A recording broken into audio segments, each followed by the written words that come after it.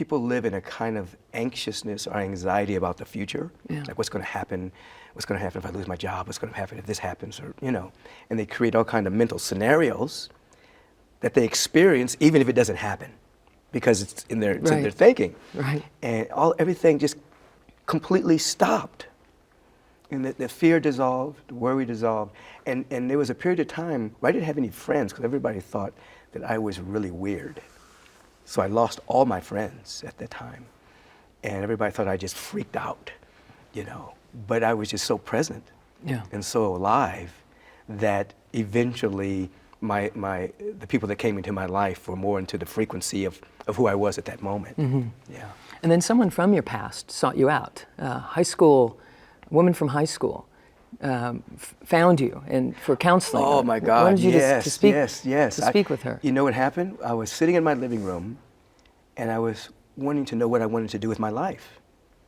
And the phone rang, and she called me, and she said, "I found your phone number in the high school annual, and I was guided to call you. I've been having all these particular issues, and I was told that you could help me." So I began to do spiritual counseling on the phone with this woman. Yeah. And this went on for a period of time. I helped her through a lot of things. And then one day I was at a restaurant, I saw her in line. Now keep in mind, I hadn't seen this woman since high school. And we never saw each other. This was all done on the phone. So one day I saw her in line. I said, "Oh, there she is." And so I called out her name, and she looked at me, and she left the restaurant. She was so embarrassed because she had given up her, what she thought were like dark secrets and things she was working through. And it was good for her when I was like this person on the other end. Way over there. Praying for her and giving her guidance. Right. When she actually saw me. Makes it real. She never called me again. And then I thought to myself, I didn't even have this phone number in high school. And at that time, my phone was unlisted. So I don't know how she got the number. This is a cosmic phone call. It was a cosmic phone call, and it put me on the trajectory of what I was to do in my life. Yeah, started to align you. And then that parlayed into agape. Yeah, it parlayed. I started seeing people one-on-one, and then I got a spiritual counseling license later on. I was seeing people, 6 to 8 people every single day for years. And I would see miracles and all kinds of manifestation and people's lives changing. And then that parlayed into me going to the school of higher consciousness to get a degree. And interestingly enough, so I wasn't going there to start a community. I was going there because I liked being in the frequency of people who had something to offer in terms of a higher conversation.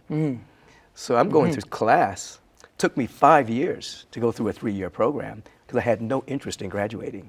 I just like meeting certain teachers. If they had something, I would take that class. You know, they had a new way of languaging some of my insights. And then one day the assistant dean said to me, "Michael, when are you going to graduate?" I said, "I'm not trying to graduate." Graduate?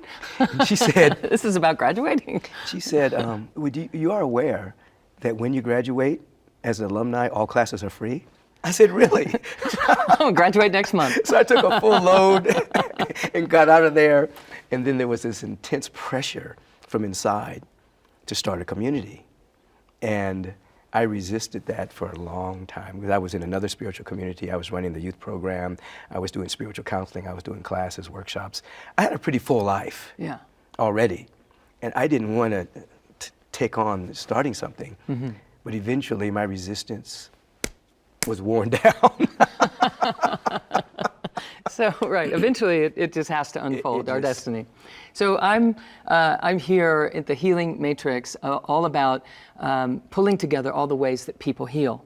What is it that happens that allows for healing to happen in an individual's life, in their body, in every aspect of them, every dimension of their being?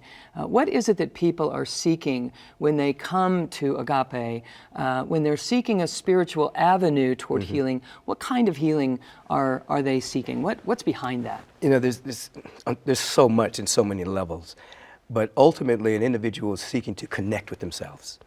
They have gotten, as I say, they've gotten aligned with the content flowing through their consciousness, and they think that content is who they are, their experiences, their interpretation of past experiences, and that content has produced experience in their life.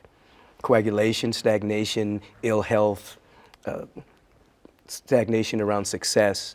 And so they're seeking to have an awareness, an awakening as to who they are, their real identity, not the son or daughter of a parent, you know, not where they were born, not the school they went to, but an actual awareness, a growing awareness as to who they really are as a nominal being, a spiritual being, a timeless being. And that's big. So they don't, many of them don't know that consciously that's what they're seeking. Yeah. They think they want a better employment or a better relationship. But, Yeah. you know, they want the stuff, Right. which is nothing wrong with that at all. But ultimately, they want to know themselves. They really want to know who they are. Yes, right. Who am I? Right. What am I? And you and I both know that that is at the root of all healing. When that answer starts to come forth and we start to land and connect with that, healing starts to unfold. It can't not. It's a natural because we byproduct. are that. Yeah.